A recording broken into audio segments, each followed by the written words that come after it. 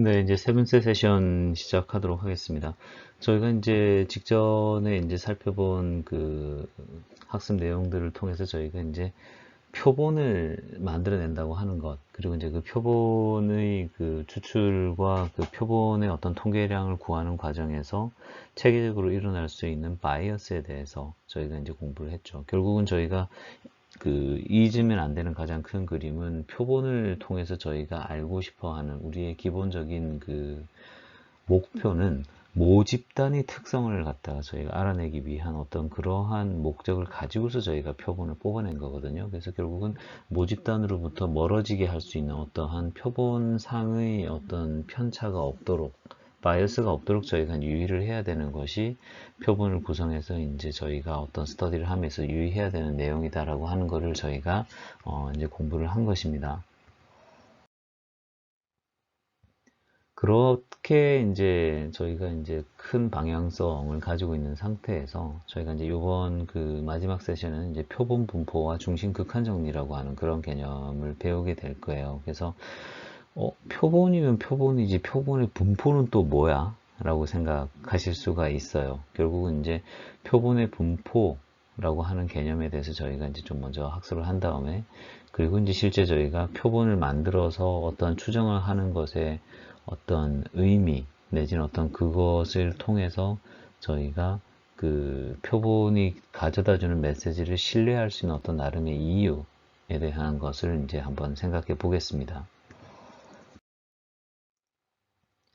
표본 통계량이라고 하는 것은 우리가 앞에서 살펴본 것처럼 표본마다의 어떤 개별성이라고 하는 것이 다 있기 때문에 결과론적으로는 어떤 하나의 표본 통계치가 있다고 하면 표본마다 다 그 결과가 다르기 때문에 표본 통계치가 하나 있다고 해서 못을 완벽하게 추정했다라고 저희가 장담할 수가 없어요. 우리 학교 학생 10명을 임의로 뽑아내서 그 학생들의 체중을 뭐 구해서 우리 학교 학생 전체의 그 체중을 갖다가 대표한다고 쉽게 말할 수가 없는 것이죠. 왜냐면은 뭐 어떤 표본이 구성되어 있는지 우리가 알 수가 없으니까. 하지만 이제 표본 통계량을 이제 구한다고 할 때 그 표본 통계량 그 자체의 분포가 만약에 어떤 모습인지 알 수 있다고 하면 우리가 못을 추정하는 데 있어서 나름의 어떤 힌트를 얻을 수 있을 거다라고 하는 그런 생각을 할 수 있게 합니다.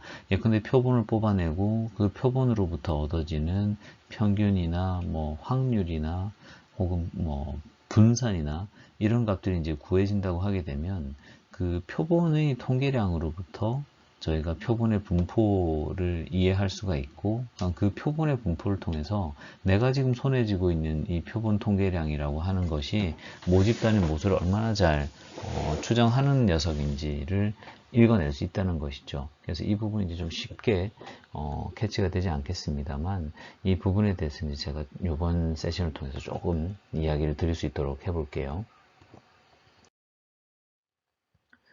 표본 분포의 데피니션을 먼저 한번 살펴봅시다. 표본 분포라고 하는 것은 일정 크기의 표본에서 나올 수 있는 표본 통계치의 어떤 확률 분포다라고 일단 말씀을 드리고 싶어요. 이게 무슨 말인고 하니, 지금 일단 왼쪽을 먼저 봅시다. population distribution이에요. 그러니까 모집단의 분포는 저렇게 약간 쌍봉을 그리는 어떤 그런 상황이에요. 그럼 이제 여기에서 모집단 전체의 평균을 μ라고 이제 표현을 하자는 거죠.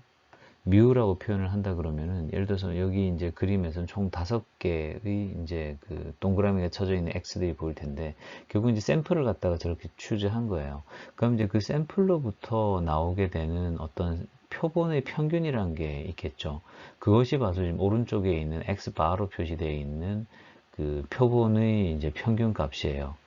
그러면 이제 여기서 제가 이야기하고 싶은 건 뭐냐 그러면, 표본 통계치의 확률 분포를 따져보자. 즉, 표본 통계치라고 하는 것은 랜덤하게 나타나는 어떤 결과 값입니다. 그러니까 어떤 표본이 선택되는지가 약간은 그 랜덤한 것이기 때문에 그 표본으로부터 나오게 되는 표본의 평균 같은 것들 또한 확률 분포, 띄는 나름의 확률 변수일 거라는 거죠. 내가 어떤 표본을 골라서 그 녀석의 평균을 구한다라고 하면 그 평균이 결과론적으로는 확률 변수가 되는 겁니다.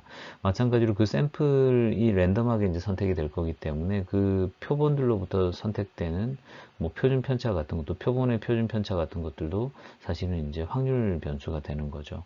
뭐가 나올지 몰라요. 왜냐? 표본이 랜덤하게 선택될 거기 때문에. 그래서 랜덤하게 선택된 표본에서 얻어지는 통계치라고 하는 것은 결국 랜덤하게 나오는 그 무언가가 될 것이고, 그 랜덤하게 나온 어떤 그 변수들, 결국 확률 변수라고 한다는 걸 저희가 배웠잖아요.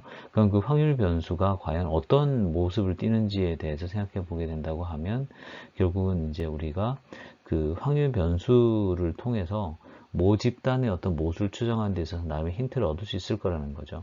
예컨대 지금 이 그림이 시사하는 바는 지금 모집단의 어떤 모양은 저렇게 쌍봉을 띠고 있습니다만, 모집단의 평균인 뮤라고 하는 것은 저희가 이제 알 수가 있는데요. 그림에서 보는 것과 같이 우리가 그것을 안다고 하면 샘플을 갖다 임의로 5개씩 뽑아가지고서 막 이렇게 그 표본 평균들을 이제 구할 거잖아요. 그럼 그 표본 평균들의 평균을 보게 되면 결국 모집단의 평균이 뮤로 수렴하는 형태와 유사하게 일종의 이제 그 정규분포를 그릴 거다라고 하는 것을 이제 이 그림에서 저희가 얻을 수가 있는 것입니다. 그래서 어떠한 임의의 그 표본을 만들어서 거기에서 어떠한 뭐 표본 평균일 수도 있고 표본의 표준 편차일 수도 있고 뭔가를 얻을 수가 있는데요.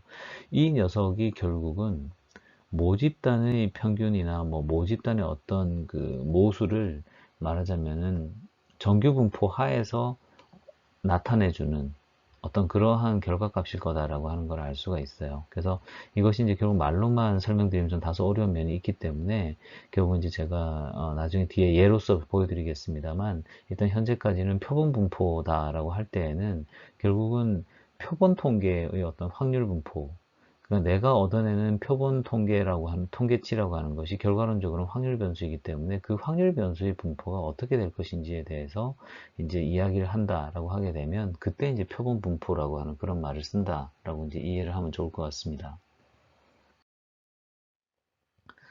예컨대 이제 지금 보는 것을 어떻게 보면 좀 더 비슷하게 다시 얘기한다고 하게 되면 모집단의 분포가 F처럼 F 제일 위에 있는 것처럼 이렇게 나타난다고 쳐요. 그래서 마이너스 6에서 8까지의 어떤 값을 가지고 있는 모집단이 있다고 할 적에 여기에서 실제 임의의 표본을 뽑아낸다고 하게 되면 이제 아래쪽에 총 5개의 표본이 있죠. 그래서 어, 왼쪽 위에서부터 위에 있는 표본, 위에 이제 가운데 있는 표본, 또 다른 표본에서 총 5개의 이제 샘플이 있어요.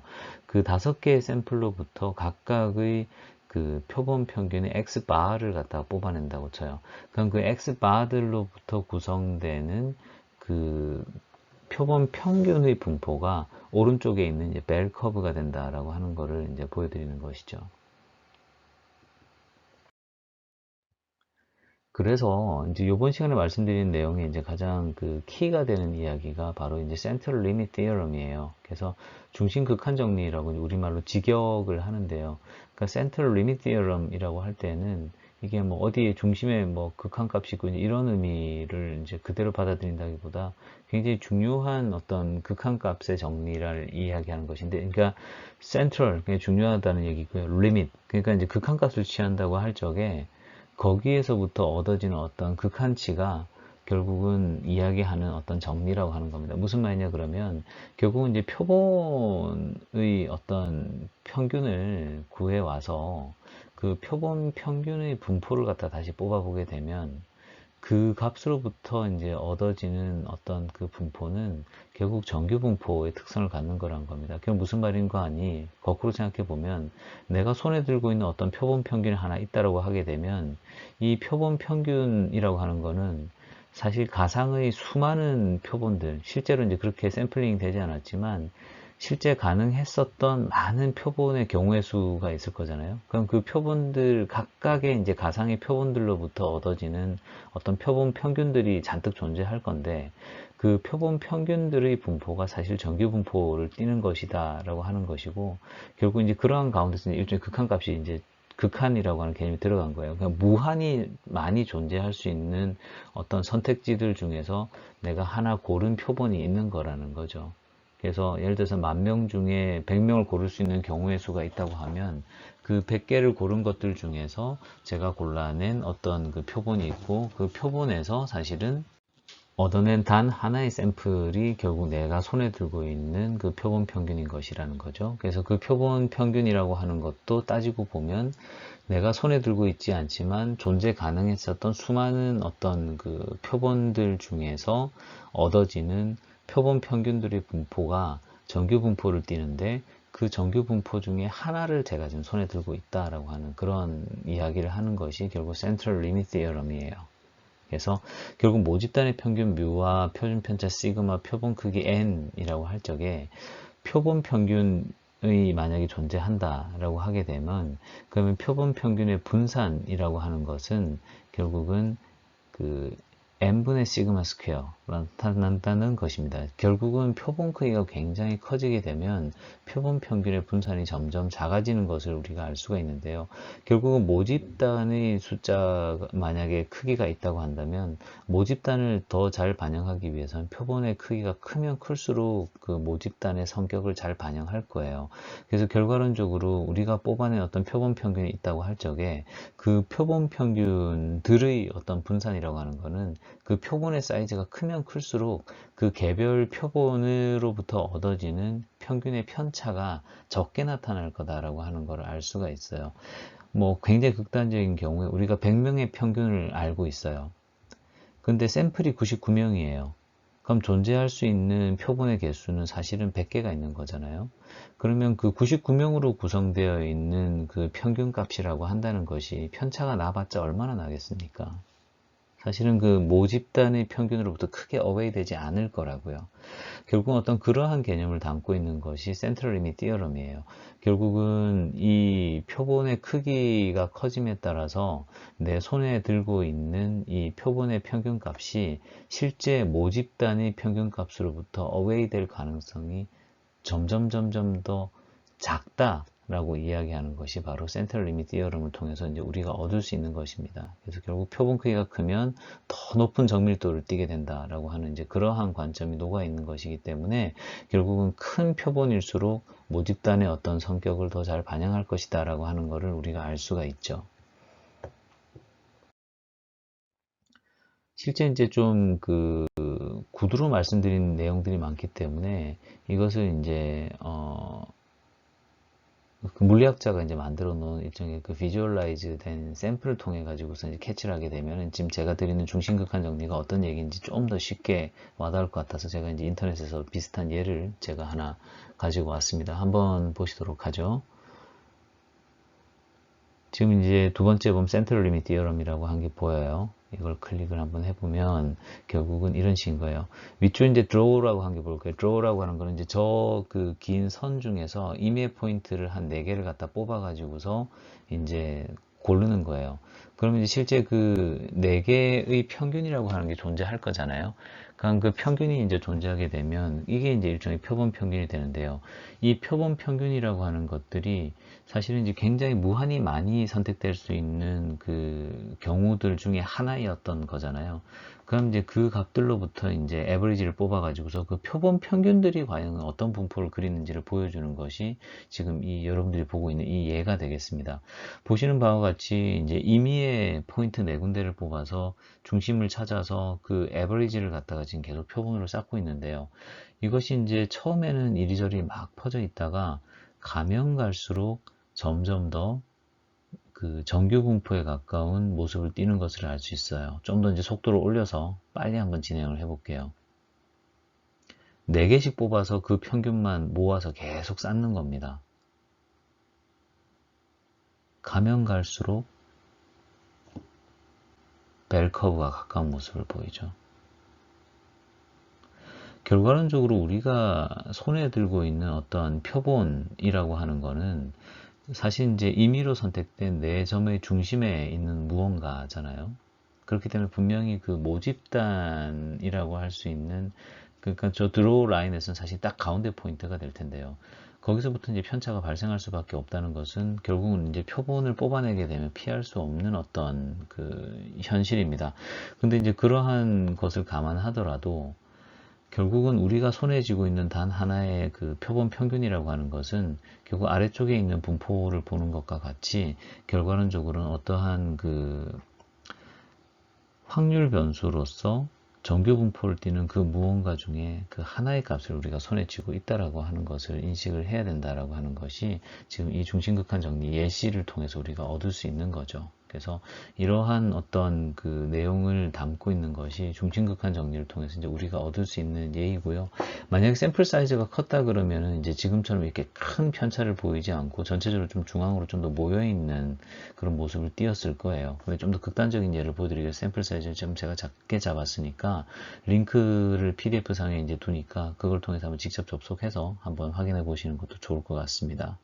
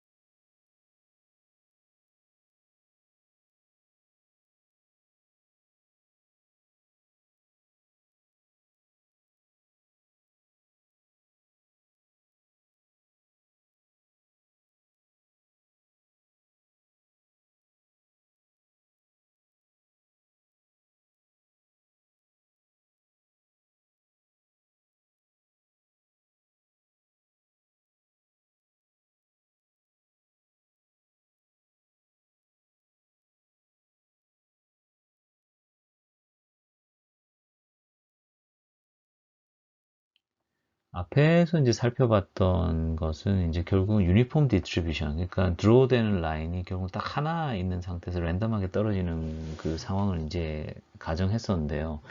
그게 이제 결국은 그 분포가 어떻게 되는지와 상관없다고 하는 것을 제가 한 번 더 보여드릴게요. 지금 이제 결국은 그 파라메터를 알파와 베타로 이제 한 것을 볼 수가 있는데, 이 알파와 베타를 어떻게 하느냐 따라 가지고서 그 표본의 평균이라고 하는 것 또한 달라질 수 있다라고 하는 걸 이제 지금 제가 보여드리고자 해서 이 값을 이제 이 내용을 보여드리고자 해요. 결국은 이제 드로우되는 라인이 이제 위에 있는데요. 결국 이제 그 선택지가 이제 위에서 있고, 거기서부터 이제 샘플을 뽑아서 그 샘플의 표본 평균이라고 하는 게 이제 가운데에 존재할 것이고요. 그럼 이제 그 상태에서 이제 샘플의 사이즈나 이제 뽑아낼 횟수를 갖다 뽑아내서 이제 쭉 쌓게 되면 어떠한 식의 이제 그 분포가 나오는지를 저희가 이제 보기 위해서 이 슬라이드를 이제 켜놓고 보는데, 예를 들어서 이제 지금 처음에 했던 사례는 이게 이미 봤던 것처럼 유니폼 디스트리뷰션이었는데요. 예, 근데 이제 편차를 갖다 이제 왼쪽으로 약간 바이어스가 일어나서 주로 이제 왼쪽에서 드로우가 많이 일어나게 되는 상황이다라고 하게 된다고 하면, 결국 표본의 평균들 자체도 이제 왼쪽으로 좀 기울어진 상태로 이제 나온다는 것이고요. 오른쪽을 쭉 보내놓고서 또 표본을 뽑아놓게 되면은 그때의 경우에도 실제로 표본 평균이 나오는 경향성이 결국은 오른쪽에서 많이 형성된다는 걸 볼 수 있죠. 그리고 이제 뭐 벨커브를 그린 정규 분포에서 이제 드로우를 한다고 해도 사실 이제 그것에 대한 어떤 표본 평균들은 정규 분포를 여전히 유지하고 있는 것을 알 수가 있습니다. 그래서 실제 그 지금 나타난 것처럼 양극단이 존재하는 양극화된 샘플에서 표본 평균을 뽑아도 그 표본 평균 값의 분포는 여전히 벨커브를 띠는 어떤 정규 분포의 모양새를 띠고 있다라고 하는 것이 이번 슬라이드를 통해서 이제 뽑아낸 어떤 예가 되는 것이죠. 결국은 그 앞서 슬라이드에서 봤던 것처럼 유니폼 디스트리뷰션이 됐었을 때도 마찬가지고, 이번 슬라이드에서 봤던 것처럼 어느 한쪽으로 치우쳐지거나 양쪽으로 치우쳐지거나 표본의 평균에 대해서 우리가 조사를 한다고 할 적에는 표본의 평균 그 자체의 그 확률 변수 분포는 결국은 그 정규 분포를 따라간다라고 하는 것을 이 예를 통해서 알 수가 있어요. 그래서 이러한 부분들은 제가 아무리 말로 설명하더라도 개념적으로 잘 와닿지 않기 때문에 이번 시간에 이제 결국은 센트럴 리밋 티어럼을 공부하는 과정에서 시각화된 예를 좀 보여드렸어요. 결국 우리가 이것을 통해서 얻을 수 있는 결론은 뭐냐 그러면 모집단의 분포가 어떠한 형태든지 간에 그 평균을 우리가 구함에 있어서 표본의 평균을 임의로 하나 구한다고 하면 사실은 존재 가능했었던 수많이 존재하는 가상의 많은 표본들 중에 하나를 우리가 지금 손에 들고 있는 것이라는 것은 우리가 알 수가 있는데, 문제는 그 손에 쥐고 있는 그 단 하나의 표본으로부터 얻어낸 그 표본의 평균이라고 하는 것도 결국은 존재 가능했었던 수많은 표본들의 어떤 그 분포들 중에 하나를 우리가 손에 들고 있는 것이고, 그 표본의 그 평균들이 그려내는 일종의 분포는 정규 분포라고 하는 것입니다. 그래서 그 정규 분포라고 하는 것이 결과론적으로 모집단의 분포를 반영하는데요. 그 모집단의 분포 반영한 건 아까 이제 벨커브가 오른쪽 갔다 왼쪽 갔다 하는 거 보면서 확인하셨을 거예요. 결국 이제 그러한 상황 속에서 결국은 이 편차가 얼마나 작아지게 하느냐, 그럼 그 편차가 작아지게 하기 위해서 샘플 사이즈를 키운다든지 하게 되면은 결국은 내가 손에 들고 있는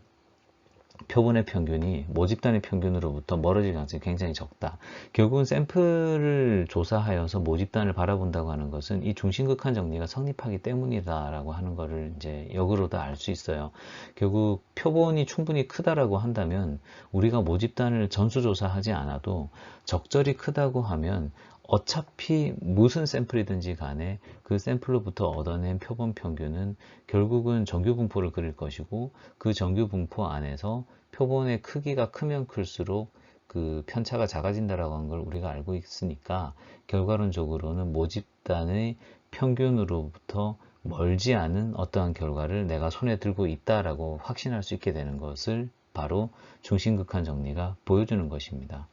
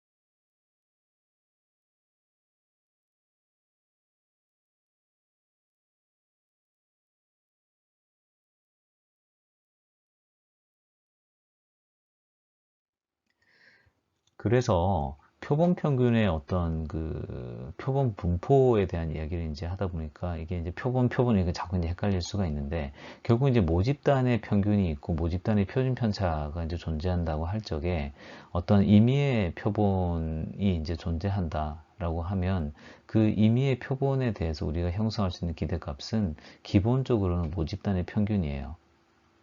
근데 문제는 이제 이 모집단의 평균으로부터 이제 얼마나 어웨이 되느냐가 결국은 그 표준 그 오차라고 하는 형태로서 이제 우리가 감지할 수 있는 것인데, 예컨대 이제 그 모집단의 크기가 굉장히 무한하다라고 하게 된다면은 실제 이제 샘플의 크기인 small n, 그 다음에 모집단의 크기 large n이라고 할 때 그 모집단의 크기가 무한하다라고 하게 되면은 그때는 지금 왼쪽에서 보는 것과 같이 루트 n분의 시그마, 이때 이제 시그마는 이제 모집단의 어떤 그 표준 편차죠.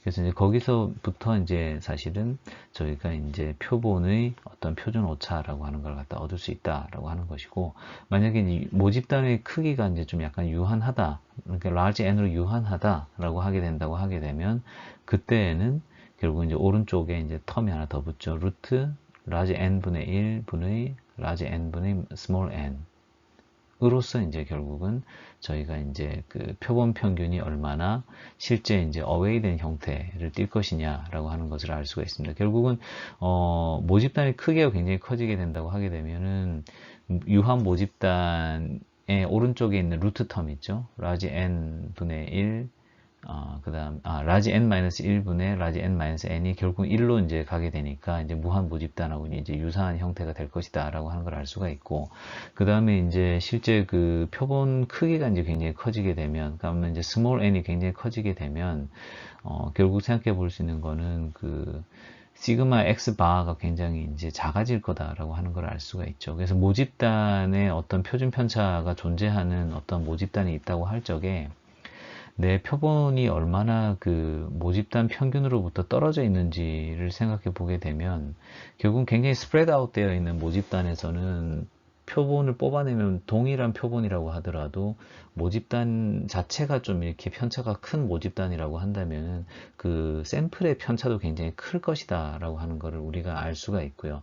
두 번째로 이제 샘플의 크기가 이제 굉장히 커져서 small n이 굉장히 커진다고 하게 되면 결국은 이 샘플로부터 얻어낸 표본의 평균이 모집단의 평균으로부터 그렇게 많이 멀어지지 않을 거다라고 하는 것을 알 수가 있는 것이 결국은 저희가 이제 요번에 그 중심극한 정리를 통해서도 그렇고 지금 이 슬라이드를 통해서도 이제 우리가 알 수 있는 것이죠.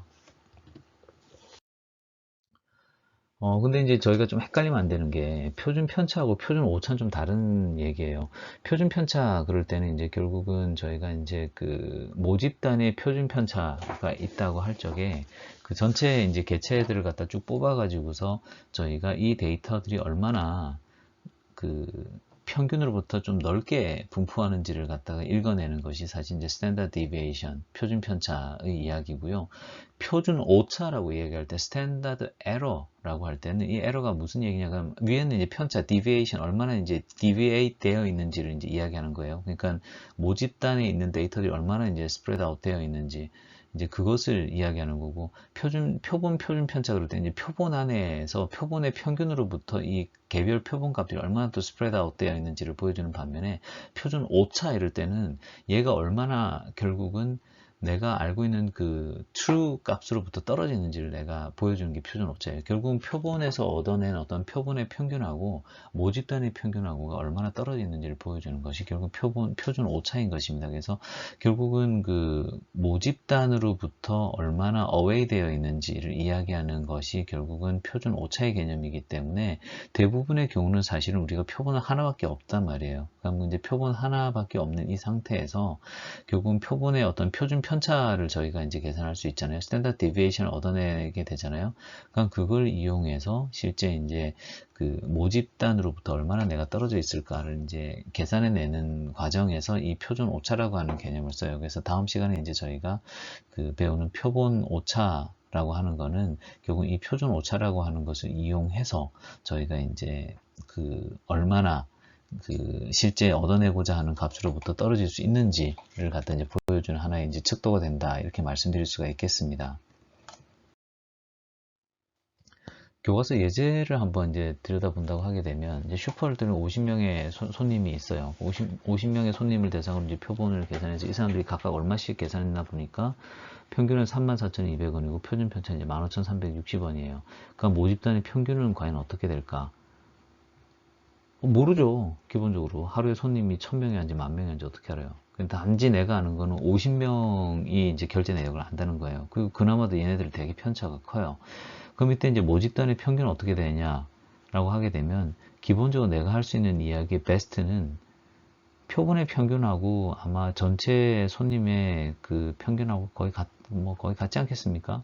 결국은 오늘 임의로 들어온 어떤 그 손님이 있다고 하면 그 손님들 50명으로부터 이제 평균값을 뽑으니까 34,200원이었으니 오늘 하루 종일 마트에 들른 사람들의 평균 구매 금액도 아마 34,200원일 거예요. 라고 일단 지르고 보는 거예요. 근데 실제 이제 문제는 이것이 실제 얼마나 이제 그 편차를 보일 건지를 알 수가 없다는 거죠.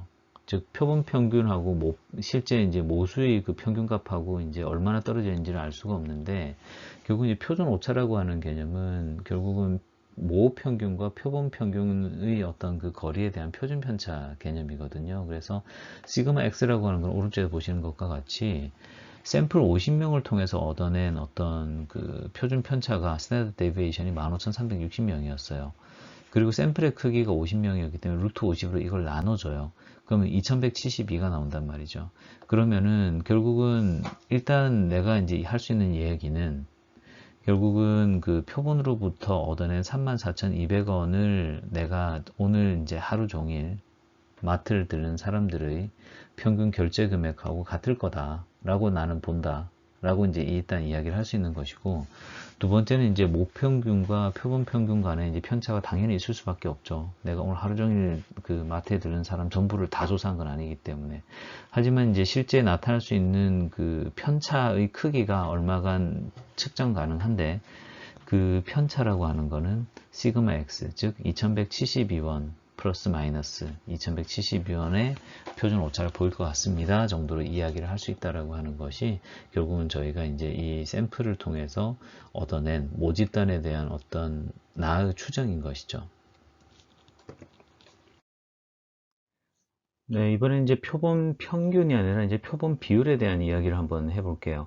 그러니까 그 모집단에 이제 있는 어떠한 비율이 있다라고 쳐요. 그래서 뭐 모비율의 그 P라고 이제 저희가 표현을 하고, 그 다음에 이제 표본에서 구해지는 비율을 P 바라고 이제 한다고 할 적에, 이때 이제 확률 분포에 대해서 생각해 보게 되면 표본 비율의 평균은 exponential p 바는 결국 모집단의 모 비율인 p와 같다라고 일단은 그 기대치를 형성을 하는 것이고요. 그 다음에 이제 모집단 크기가 large n, 그 다음에 표본 크기가 small n이라고 할 때에 사실 굉장히 좀 비슷하게 가죠.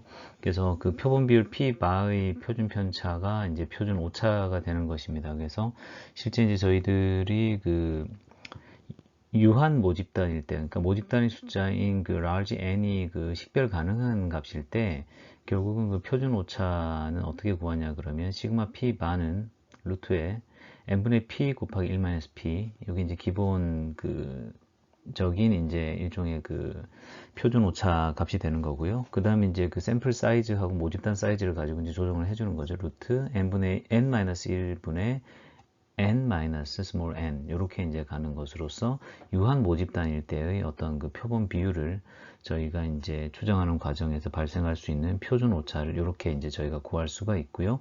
그 다음에 이제 n 값이 이제 커지게 되면, 그러니까 무한 그 모집단이 되는 경우, 그러니까 large n이 결국 무한대로 가는 경우에서는 그 유한 모집단 뒤에 있는 텀이죠. 루트 n-1 분의 n-small n이 되어 있는 이 텀이 기본적으로 1이 될 거기 때문에 무한 모집단에서는 시그마 p 바는 루트 n분의 p 곱하기 1-p 이렇게 이제 나올 거다라는 것을 알 수가 있는 것이죠.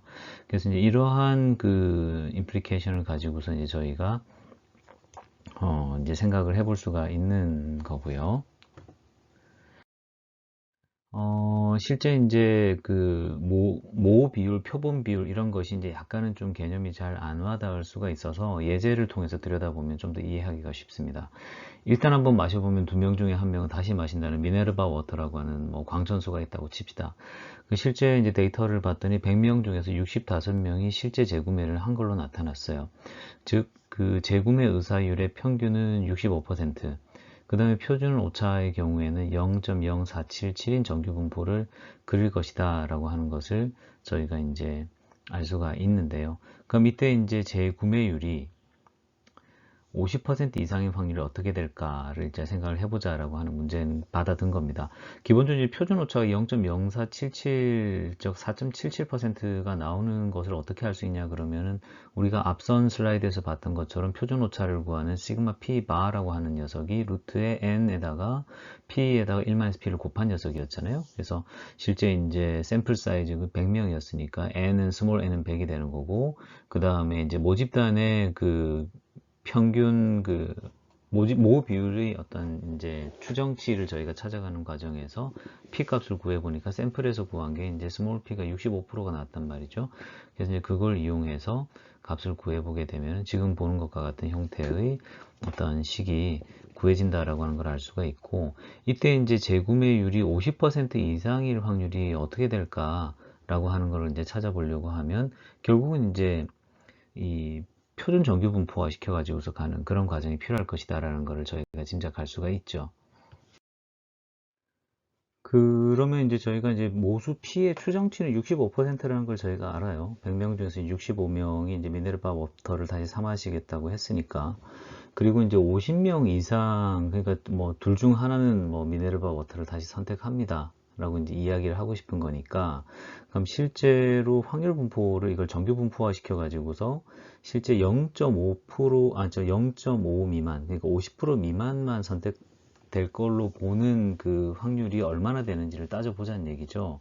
그러면은 실제 그 정규 분포상으로 볼 때에 일단은 그 민 값, 그러니까 이제 결국 민만큼 빼고 그 다음에 그 스탠다드 디베이션만큼 나눠서 결국은 표준 정규 분포인 평균 0, 표준 편차 1인 녀석으로 가져야 되는 거잖아요. 그럼 이제 그런 관점에서 생각해 본다고 하게 되면은 실제 이제 50%도 안 되는 사람들이 만약에 미네랄바 워터를 마신다라고 하는 것이 몇 퍼센트나 될까라는 걸 저희가 지금 관심을 두고 있기 때문에, 그런 관점에서 보면은 지금 이 정규 분포 그림에서 볼 때 65%보다 50% 밑에 있으니까 왼쪽 끝에 있는 영역이 과연 얼마나 되는가를 세보면 되는 거죠. 그러면 이제 G값으로 환산한다 그러면은 0.5 마이너스 0.65 나누기 0.0477 하게 되면은 사실은 왼쪽 끝에 있는 그 노란색 영역 이 마이너스 3.14에 해당하는 G값을 갖는 포인트라는 걸 알 수 있어요.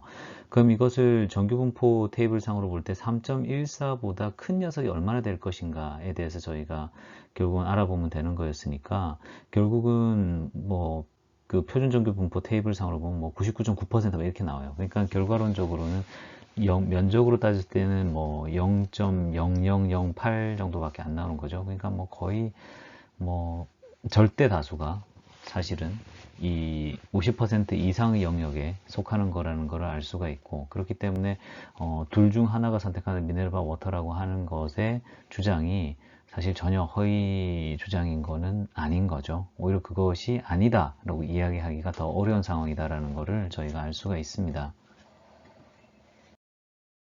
그래서 이제 좀 정리하는 차원에서 이제 모집단, 표본 분포 이제 이런 개념들을 저희가 이제 좀 살펴본다고 하게 되면, 결국 이제 모집단이라고 하는 거는 내가 알고 싶어 하는 정보를 가지고 있는 어떤 집단이 되는 거고요.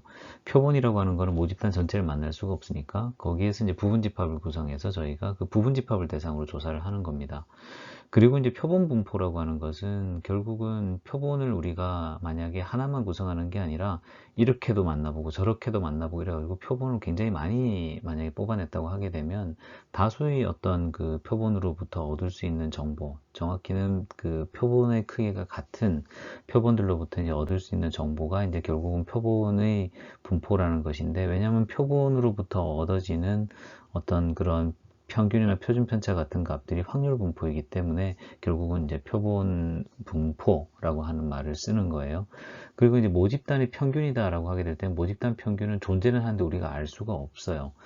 왜냐면은 전체 집단이 너무 큰다든지 우리가 충분한 정보를 가지고 있지 않다든지 아니면 모집단 자체도 뭐 계속 변화한다든지 이런 식이 될 거니까, 그러면 이제 표본으로부터 우리가 평균을 갖다 뽑아내는 거는 가능하죠. 왜냐면 우리가 접근 가능한 대상을 표본으로 선택했었으니까 결국은 거기서 표본 뽑아내면 되는 거고, 문제는 이 표본이라는 것이 굉장히 많은 모집단의 수에서 뭐 말 그대로 조합이죠. n combination, 뭐 small n, 약간 이런 식으로 되는 식이니까 굉장히 많은 표본이 존재할 수가 있는 것인데 그 중에 하나를 우리가 픽한 거잖아요. 그렇기 때문에 표본의 평균이라고 하는 것은 그 자체로서 사실은 일종의 확률 변수라는 속성을 가지는데, 문제는 이제 개별 표본에서 얻어낸 그 표본 평균이라는 것이 우리가 이제 바라보는 관점에서는 모집단 평균하고 사실상 같은 값일 거다라고 일단은 생각하고 들어가는 거예요. 그 다음에 이제 모집단의 표준 편차 시그마라고 하는 거는 모집단 안에 있는 여러 값들이 얼마나 넓게 분포하는지를 이제 보여주는 것이 이제 모집단의 표준 편차라는 개념일 거고요.